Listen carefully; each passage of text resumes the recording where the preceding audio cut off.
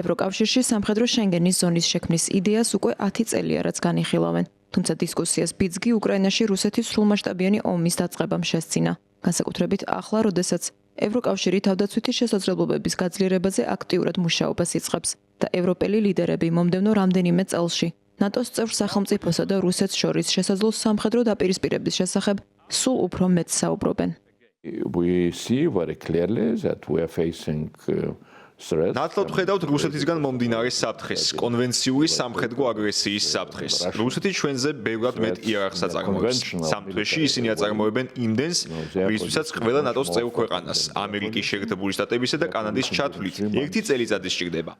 ამ გამოწვევას თვალი უნდა გავუსწოროთ. თუ გსურს აგრესიის შეკავება, უნდა ვაწარმოოთ ნამდვილი იარაღი. United States and Canada we can produce only during 1 year.